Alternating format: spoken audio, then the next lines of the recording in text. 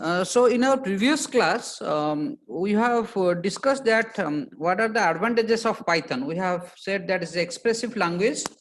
It's an interpreted language. The batteries are included, like all these emails, web pages, database, GUI, development network, all these are integrated over there. It is portable. The Python is portable. That means cross-platform. You develop in one system and you execute the program in some other system. There is no problem. It is open source and free. That means the source code is available. You can modify it, and this is also free. We can download of free of cost. And they have a variety of uses and applications. This we have read in our previous class. We'll see over here. There are also some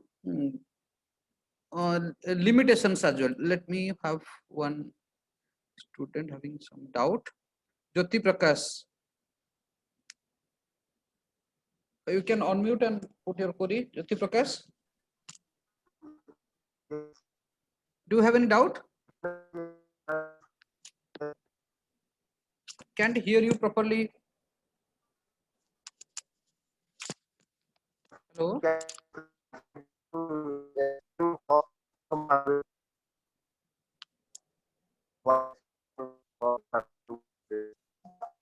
Hello. You can type in the text box if you have any doubt. The voice is not audible.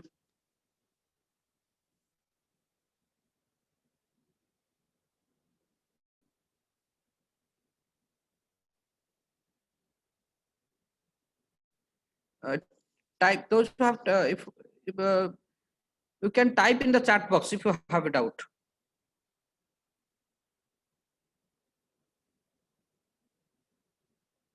Okay. Let's till the time we'll discuss the next slide. See over here, there are some limitations of the Python as well. What are the limitations of this Python? This is not the fastest language. We cannot say Python is very fast. It's not like that, because it is an interpreted language. Interpreter are a little bit slower as compared to compiler, because it converts line by line. I will give you the detailed description that how your program will get executed in Python. But do remember, as I have mentioned in the previous slides, that the Python uses an interpreter. It uses an interpreter, therefore it is slightly slow. Okay, there is a question from Jyoti Prakash that how does it mean by a portable language? See, there are portable means, suppose for example, you have developed an application in a machine and you want to execute in some other machines. That executable code you will take and run in another machine. That should run. If it runs, then I say it's a portable. Suppose for example in C language, you have executed the program, the exe file is created, and that exe file you want to run it in some other machine, right? Similarly, the Python code which is developed in your machine, you may take it to some other systems, and in that system if you again try to execute, it should also execute over there. If it executes over there without any modification, you don't have to change your program, then it is portable. There are some machines which are machine, there are some programming languages which are machine dependent, where you need the same machine to similar kind of architecture to run it. It's not like that, right? I think it is clear, or any further doubt you have? Okay. So what I said is it's not the fastest language. We cannot say Python is the fastest language. Why it is not fastest language? Because we use an interpreter over here. An interpreter is usually slower as compared to the compilers. It executes line by line. It converts, then executes. This Python have lesser libraries than C, Java, and Perl. If you compare the number of libraries, sometimes it has been less as compared to C, Java, and Perl in some particular domains. There is not strong on type binding. This is actually a debate whether it is a limitation or advantages. People say it is advantages because they don't have any strict binding. For example, in C language, I have to declare a variable has to be a exact type, which is integer, float, character. In that way, I have to declare. Here, Python, you may not declare any variable as integer, character, float, double like that. You do not have data type, they are not required at all. I just write a equals to 10. That means it stores the integer. And then if I write a equals to silicon, doesn't matter. It will take the silicon next time. So you do not have a fixed, it's a dynamic binding. Dynamically, the data type can be changed of a variable. So declare integer, later store a string. You don't have, no need to worry about that. It's strong. It's not that strong type binding. Now we'll say how it is a limitation. The limitation is that if you want to understand, if you want to figure it out that what kind of variable is, whether I'm working with an integer or working with a float or working with a string, that you cannot guess it from looking into the program itself, by looking into the variable itself. But in other languages like C, Java or somewhere, just by looking into the variable, you can see what kind of data is being stored in these variables. As these are the type binding is dynamic, it is being done. So it is not easily convertible. It is not easily convertible. What do you mean by not easily convertible?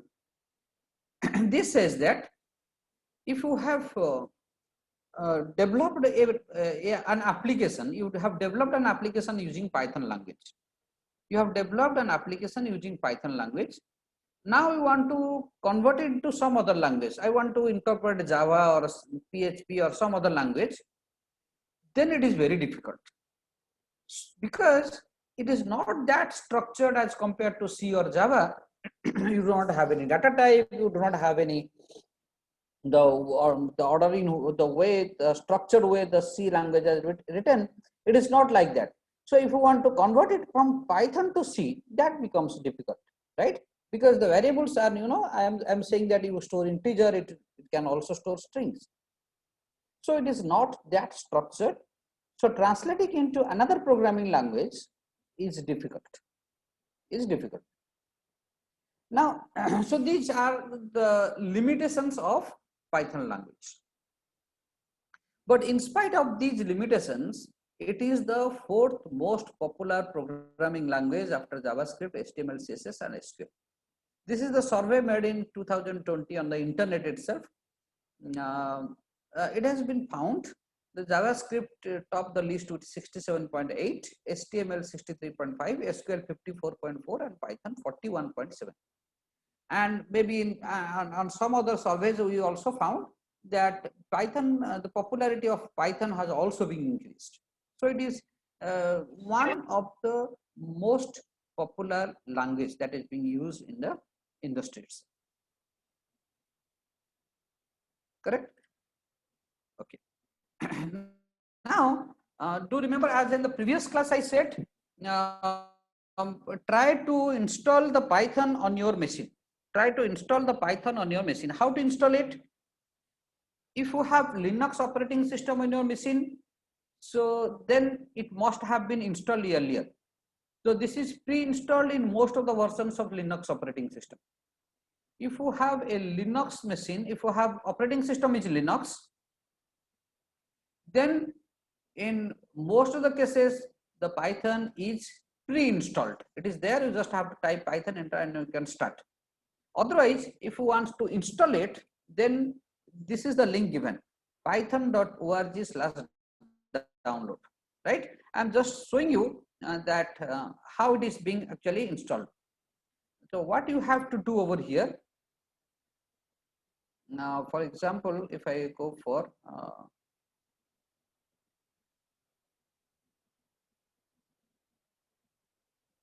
maybe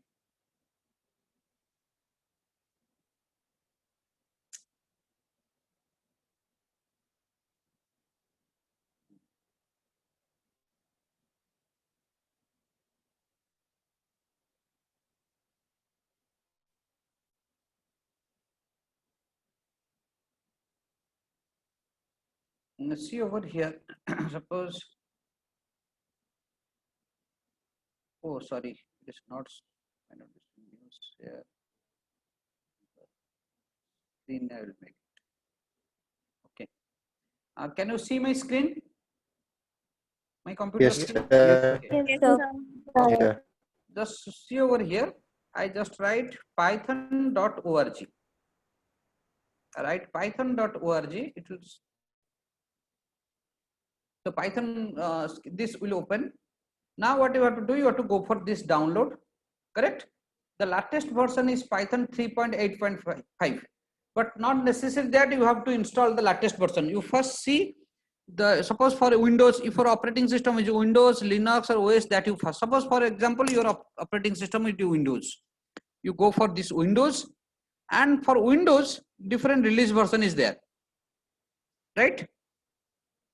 Based on your machine architecture, for example, if it is a 64-bit or it is a 32-bit, based on that only you will download the file.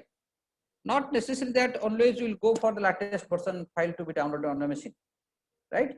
Well, for different versions is available over here. 64, 32-bit, other machines, all these are there. You can see over here.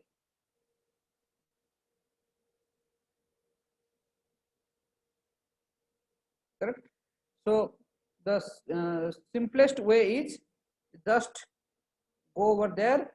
Do remember, it must be written that Python released for Windows. Otherwise, if it is for OS, Unix, Unix, Linux, or Macintosh, then it will not install. So latest version, suppose 3.8.5. There are two releases there, 2.7 and 3.8. So you click on any one of these. This is the previous version and this is the latest version. So click on this and go on install. Click on install, and next like that you press, and you will, the Python will be installed on your machine. This is the simplest way. It's free of cost. That is and open source. Correct.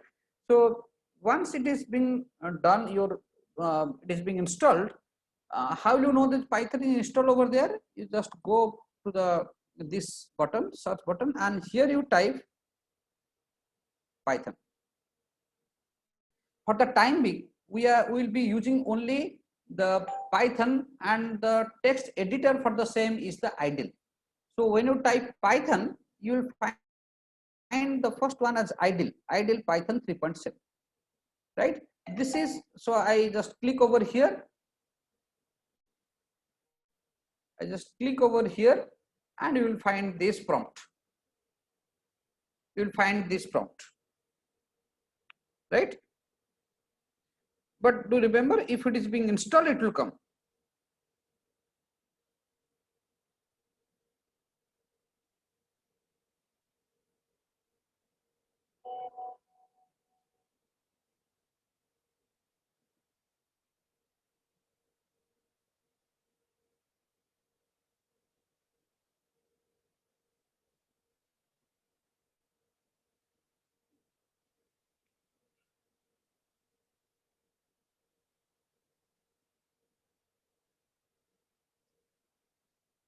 Okay, so you will find this screen over here, right?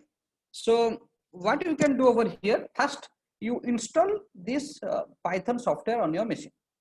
Now if you have trouble in doing this, I'm just exit over here. I will again come to this sorry,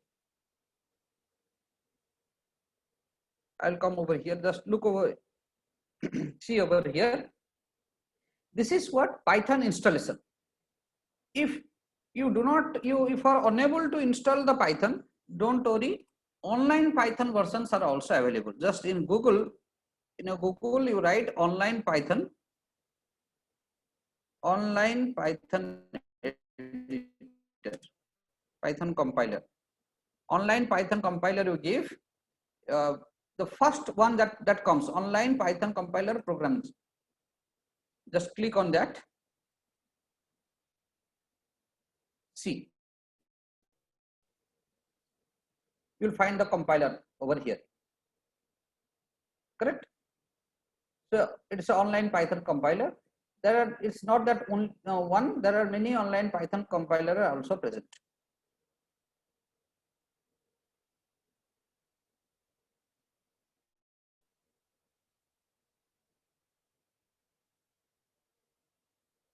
See over here, exact the way you do it in your computer. Similarly, the See, the prompt is coming over here. You will type something, you will get the result over there, right? So, so not to worry about. See, I have just given the command, I get the output over here. Correct. So you will get it from the online, or you may also install. My advice is to install on your machine. That will be fine. Correct. Okay. Now after installation, when you install it, from this source, what I have given over here, python.org/download, you will get what the Python, and what you will get over there, you will have two mode of operation. There are two mode of operation. The first one is called the interactive mode, and second one is called the script mode. First one is called what? Interactive mode. There are two mode of operation: interactive mode and script mode. What is interactive mode? The command mode or the Python shell is the interactive mode. The command prompt, like in Linux platform, you give one command and get the output. Similarly, in the command prompt, what is the prompt? Prompt is this triple greater than symbol. What is the symbol that you can see over here? This is the command prompt. This is also known as the Python shell. Why it is interactive mode? I give a command and I get the output. Correct? So what is shell? Shell is usually an interactive shell. Shell itself means it is an interactive shell. This is termed as REPL. What is REPL? Read, execute, print, loop. That means you read the command, execute it, print it, and again go for next read, execute, print, like that. So read, execute, print, and loop. Okay. So shell is known as REPL because it read, it execute, it print, and again loop over here. One is interactive mode. Now second one, in interactive mode, what do you do? We type a command and get the output. But in script mode, we can write a program. So interactive mode, usually we do not write the program. To write a program, we need an editor actually. The default editor that is there with Python, that comes with Python, is called the idle editor. I will show you. Don't worry about that. I will show you that editor. So what you have a editor called the idle editor, where you can type the program and save it. What is the extension? .py. Like in C language, you have .c. In CPP is for C++, Java for Java file. Here you have the Python extension is .py. This mode is what? Script mode. What is script? Scripts are reusable, means once you have designed the program can be run many times.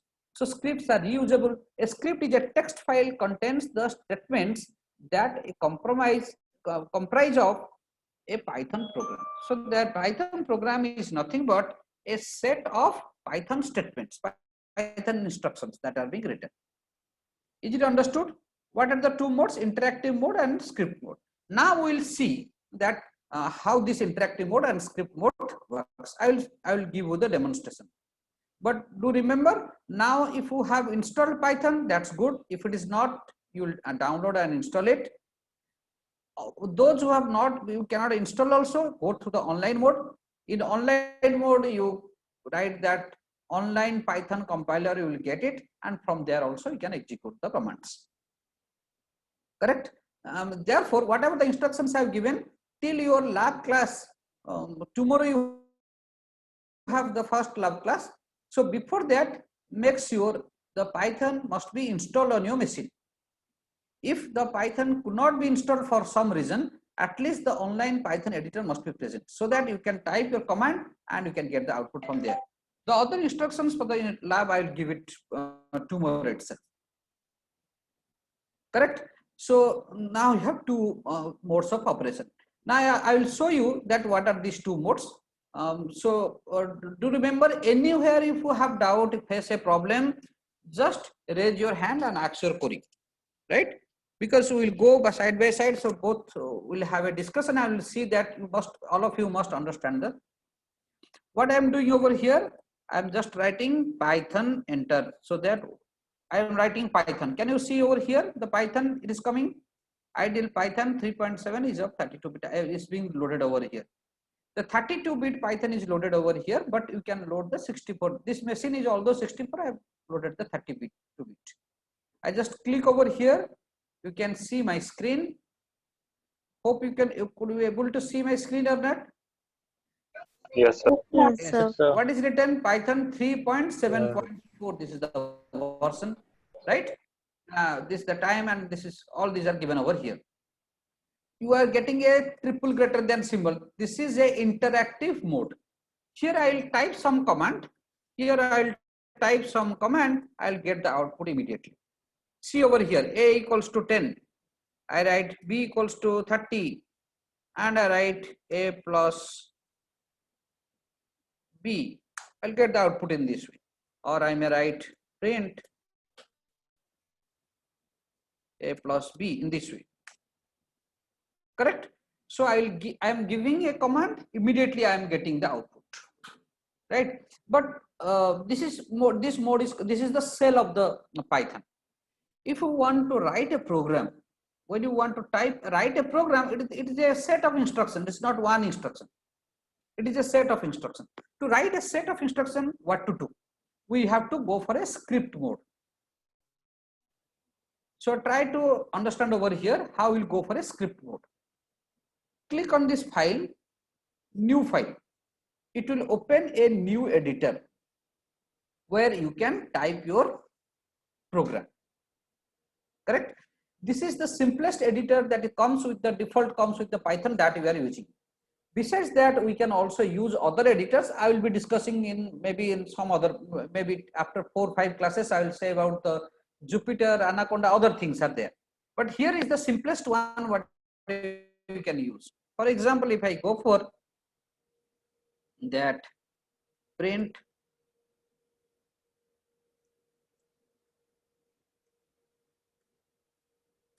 this is my first program in Python. I have written in this way. I'll tell you that print, this is the print function that is used to print. See, I do not need any main function, declaration of variable, nothing. I just type any variable over here. I want to print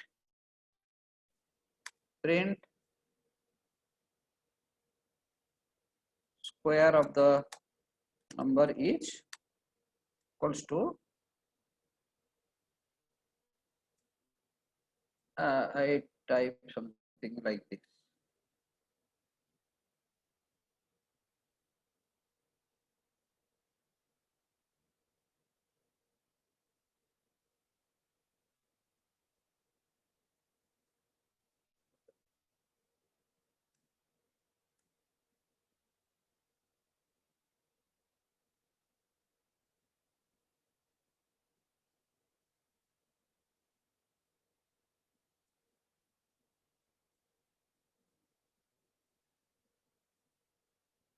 Then see, I have stored an integer and I'm printing.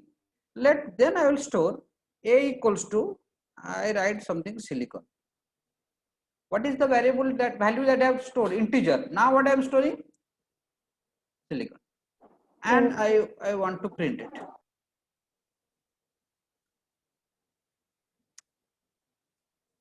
See, correct? So, and one more line maybe print end of my program or something. End of my program, something like this. Now what it does, the first thing is that I will write my program. After writing my program, I'll save it. I'll go for file save. See over here how I am saving. This is the default one is comes as Python files. Can you see default one is Python files? Default one is Python files. Correct? So I save the file. Suppose it is test1. I save it as a file test1. Correct? Now I'll go for running this program. I'll go for run. See over here how I am running the program. Run. run module F5. See, this is the first program in Python. Square of the number is this one, silicon, end of map. I have stored what is, so even if the data type, I have not mentioned any data type over here. I do not have any main function. I have not used any brackets. I have not used integer, character, float, no data types. See how simple it is writing in this Python, correct? So you just have to put your mind has to emphasis on your logic rather than all other things like what is my data type would be, how the program will be executing with your main function or not. These things will not list both. You have to focus on the what program. So what you are getting over here, you can see two screens. One screen where I have written the program. This is the script. Once it is over and result where I am getting in this interactive screen itself. Okay, one play. How to go to script mode? To go to script mode, see my program. Suppose my program gives an error. So in the taskbar, just look into the taskbar. I have two screens over here. I have two screens. So if I have a problem, I just go for it. Suppose I have some problem over here. Maybe maybe something I have some problem over here, right? So now if when I try to execute, see it's showing an error, and I will come over here and I will try to correct it. I'll try to correct it. After correction, I will save, and then I will go for running it, and I will get the output. Is that understood? Anybody having doubt how to, what is the interactive mode and how to write the program? Feel free to ask if you have any doubt. It is not very difficult. We'll be reading many things in Python.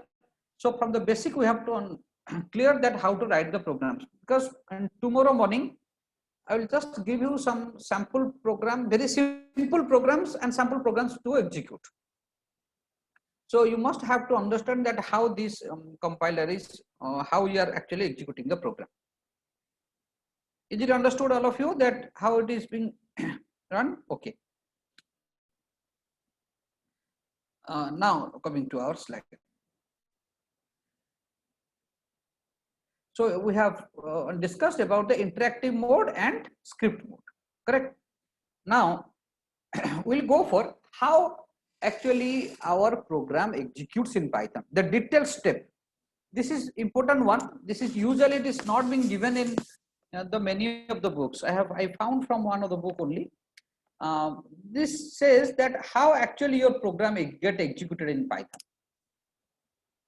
What it says, the compiler converts Python program into bytecode.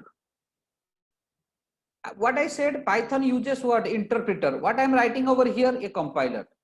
So don't be confused. It says that you write, first you write the program. When the program is written and you try to run it, first it goes through a compiler. The compiler doesn't change to machine code. What the compiler does over here, the compiler will convert it into an intermediate code, and that code is called the bytecode. You must have acquainted with this code, bytecode in Java programming. What the Java does, when you compile the program with Java C file name, what you get? You get a bytecode. Now, what is the advantages of this bytecode? The advantages of anybody who knows about the bytecode in Java. What is the use of bytecode in Java? Anybody? Anyone?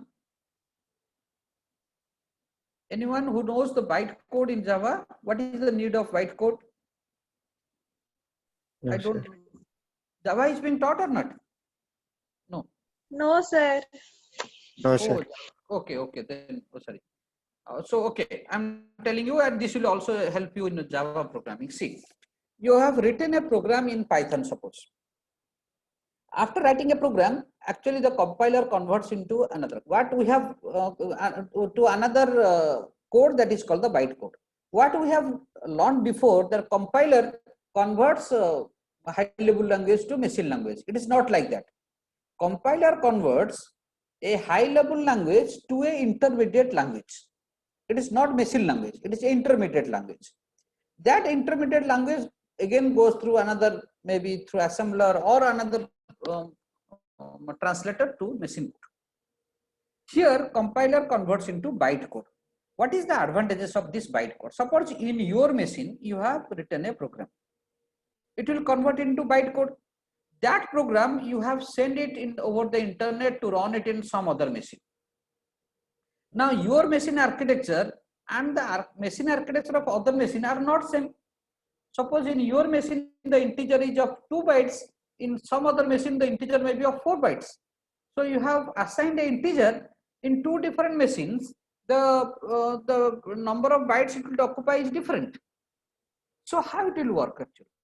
It says that it will convert into intermediate code called bytecode. The bytecode, when it runs in my machine, it will convert to the requirement according to my machine only. Looking into my architecture, it will convert in that way, and the program can run. And that is the reason the Java program is so popular, because it is being used in the internet. Because many computers are connected in the internet, they are not of same platform, they are not of same architecture. So you execute a machine. If you want to run a program in some other machine, it will be converted to bytecode. It will be run over there by taking that machine's architecture. So byte instructions are system independent. Try to understand. Byte instructions are system independent. That means it doesn't depend on the system. I have written suppose integer. It doesn't know that is a 2 byte, 4 byte or 8 byte. It knows that it has to take the size of an integer. If it comes to my machine, it will take maybe 4 bytes. In your machine, it may be 2 bytes, and some other machine it may be 8 bytes, according to the machine architecture. If it is a 64 bit, it's a maybe byte is different. If it is a 32 bit, it's a byte is different. Correct? So therefore, the byte instructions are system independent, or this is platform independent. And that is the reason for which Python is portable.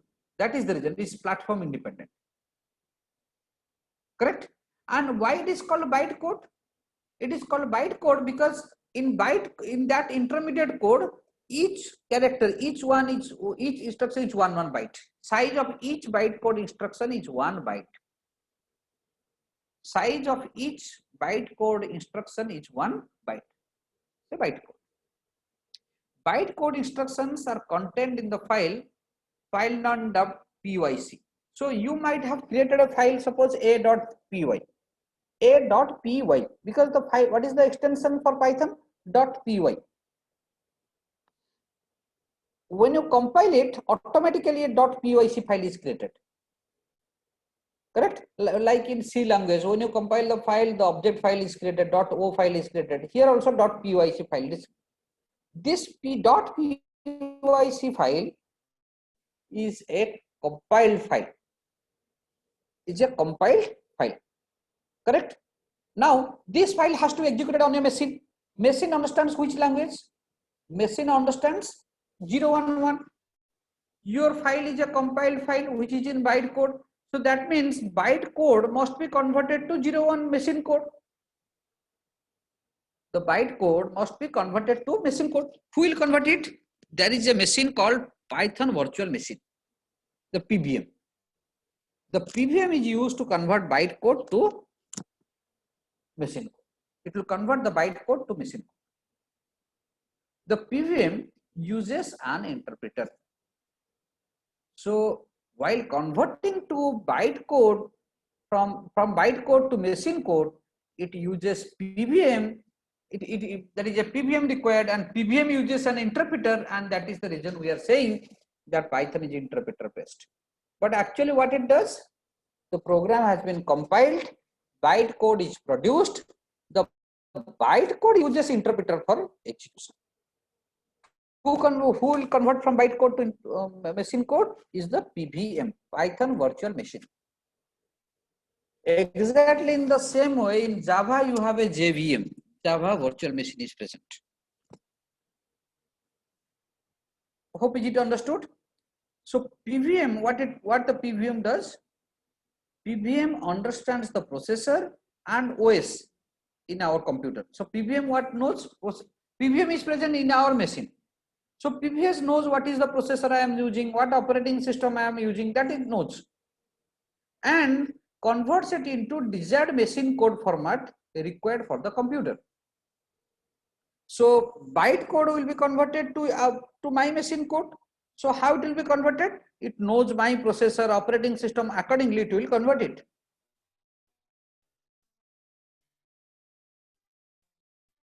If the same byte code will be run its memory and execute.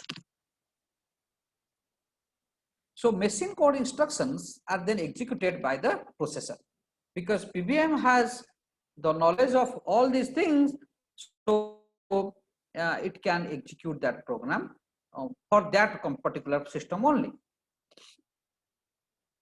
I hope it is understood. Let's see, look into this diagram. So program is written over here. Annotation is there. No. Okay. Just see over here. So the program is written in a file. What is the extension of file that you are creating? .py. Py is the .py file is that you are creating. This py file, what do you say? It uses an interpreter to convert to the machine language, Python interpreter. The interpreter translates text of the source code into language that is the computer understands. So .py interpreted to language. But actually what is done? This is the simplest thing I am saying. The code is interpreted. But actually what is being done? What I said? You have written in an editor, source file is created. It is not exactly been interpreted only. First it goes to what? It goes to the compiler. Compiler converts it to what? Converts it to the byte code. The byte code is given to the Python virtual machine, right? So it will convert to the machine code. How it will convert? By taking some library modules. By taking input some library modules, the PVM converts it into a running program or executable code. So this compiler byte code conversion to the virtual machine, this part we say as the Python interpreter actually, because the source file is converted to the executable file through this entire module we are saying as Python interpreter. But actually this is being interpreted only. This is being interpreted to the virtual machine. It uses an interpreter to convert to the machine code. This compiler, byte code and virtual machine conversion, this we see as the Python interpreter. In broad term, we say it's a Python interpreter. Hope it is understood.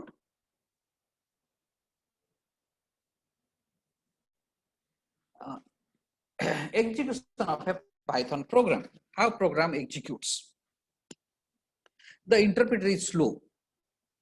Although the compiler is fast over here, but this conversion what the byte code to machine code is slow. So therefore it is slow because it converts line by line. Interpreter is slow, so therefore the execution speed is slow. So how to improve it? To improve it, some flavor of Python, a compiler is added to the PVM. So to increase the speed in some of the PVM, along with that interpreter, a compiler is also added.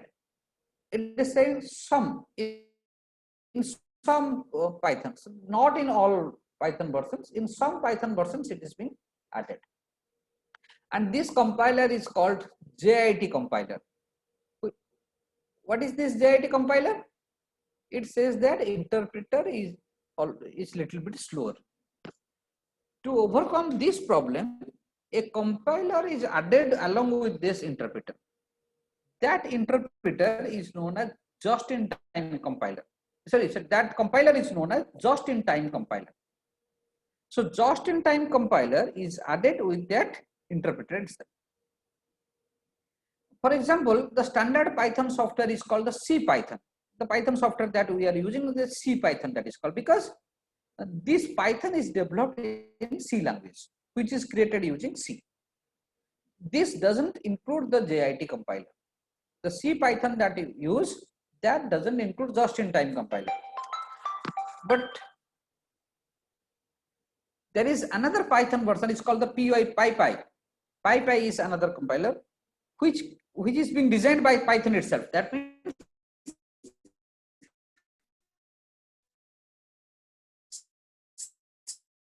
C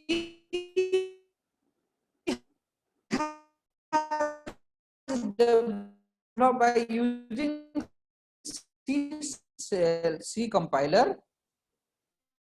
Is it understood? It says that initially the Python is being developed in the C language, then you say just C Python. That doesn't include the JIT compiler. But there is another portion of the Python called the PyPy, which is developed in Python itself, uses a JIT compiler, that means just-in-time compiler, in addition to the interpreter of the PVM. Along with the interpreter, it also uses a JIT compiler.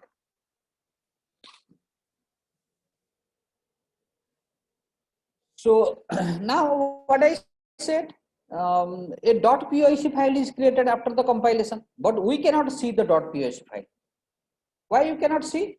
Because the conversion takes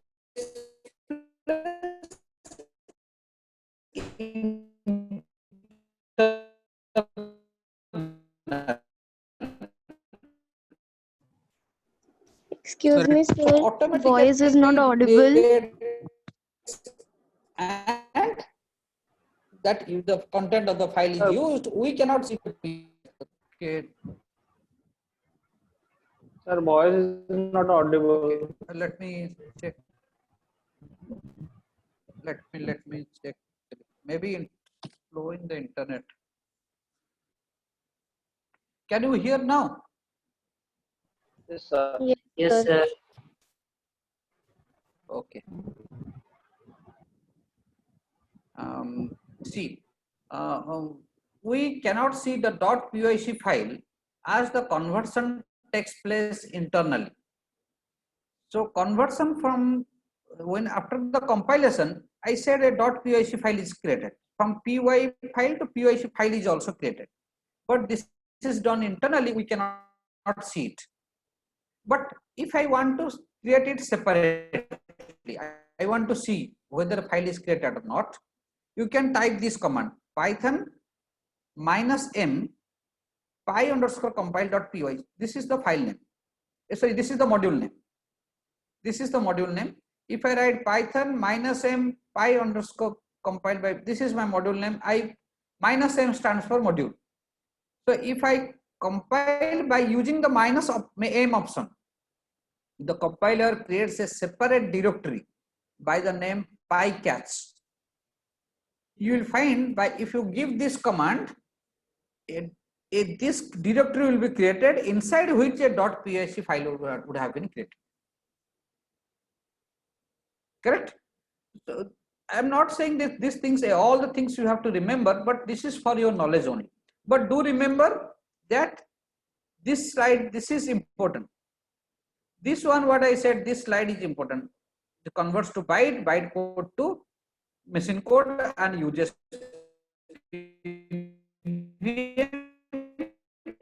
and this conversion compiler. This is for your information. If you want to check that whether the file is created or not. Now this is the compiled file. If you want to interpret it using PVM, so you type Python, that file name suppose x.cpython, way it will be interpreted to the PVM. Correct? So this file, the file name you will get inside this directory only. This is for your information, is not mandatory to be remembered actually, particularly this slide I am saying. Similarly, the next slide, next two slides what I'll show, and these two are only for your informations. Look into this bytecode, one simple code. Oh no, I think it's time. Do you have the next class? No, sir. Okay, but it's one here. Okay. That will take some time for this to. If you don't have any class, can I quickly go through these 2 slides at least? Yes, sir. You don't have it? Okay, okay, okay. Just see over here. I have what is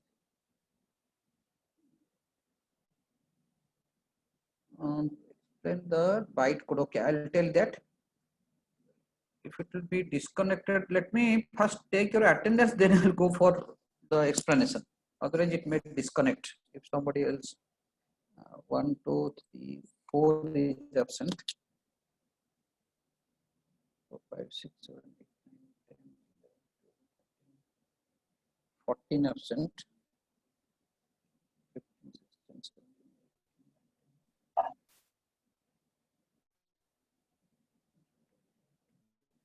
Excuse me, sir. 31. 4, 14 and 31. Are they Sir, present? sir, 14 roll number C is not able to get into this because her network is not good, sir, at that time. 14 roll number. Okay. Yes, sir. She is getting disconnected regularly. Okay, okay, okay. 4 and 31 then. Okay. Okay, now we'll discuss for 5 more minutes.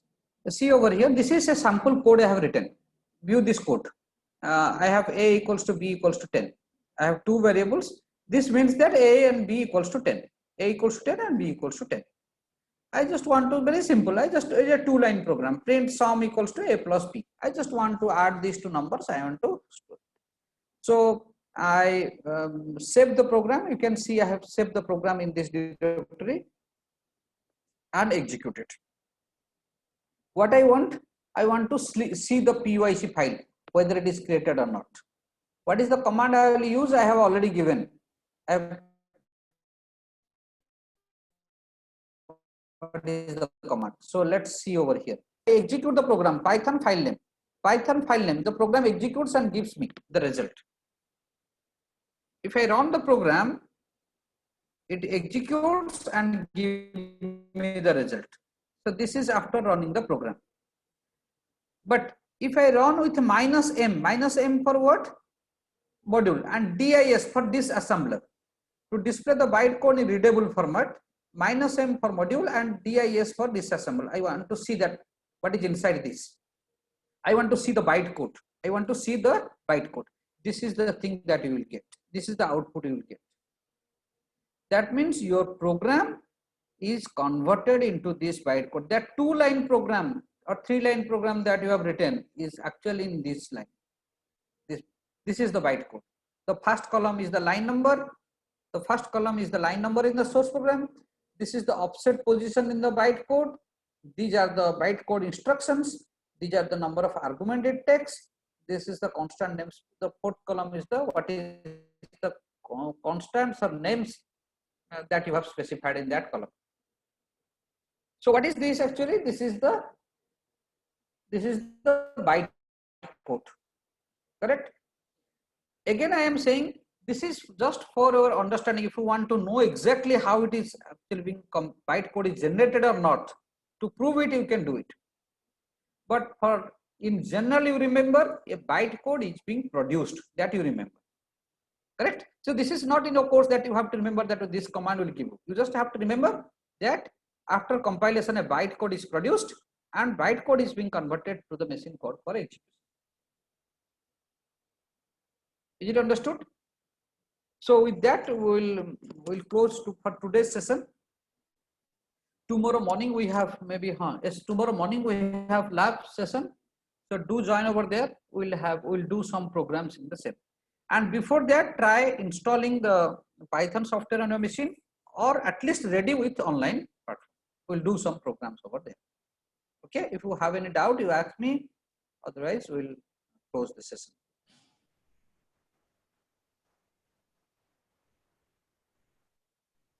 Any doubt? Sir, one minute, sir. Sir, how to access the script in the Ubuntu, sir? 1 second, can you tell me? Okay, in Ubuntu, you just have to go for VI editor. In VI editor, you will type the program. Okay. Hello. Yes, sir. Yes, sir. You will write the program in VI Yes, sir. editor and save it with .py extension. Save it with .py extension. Okay, sir. Sir, Then come to the prompt. Then you will come to the prompt, $prompt. yes. In Yes, sir. $prompt, you will type Yes, sir. Python space filename .py. Yes, sir. Otherwise, I will show you tomorrow again Okay, now. in the lab. You try over there. What is Sure, the sir. procedure I said? You do in that way. There will be no problem. You just Yes, sir. open the VI editor, type the program, save it with .py extension. .py. Suppose a.py. Then come out. Yes, sir. Come out from the. You will get the $prompt, Linux prompt, $prompt. Yes, sir. There you type Python space a.py or filename.py. The program will execute. Yes, sir. Is that clear? Sir, Yes, sir. Yes, Ah. sir. Clear, sir. Now clear. sir, Sir, Python is a portable language or not? portable. Sir, portable means to develop one language and we can run that language in any other language. No. You developed in one machine and you can run it in other machines. Suppose in your computer you have executed, you are try to run over internet to you send it to somewhere and there you want to execute. Understood? Sir, sir, if you write the code in Python, then if we want to convert that code in C, it is easier or difficult? It is difficult. If you have written in Python, want to convert it into C, it is difficult. Because in Python you have not used in data type, you have not used in main function, you have not any strong typing, that becomes difficult. Is it understood? Yes, sir. Thank you. Okay. I'll end the meeting now. Okay. Thank you all. Thank you, sir. Thank you.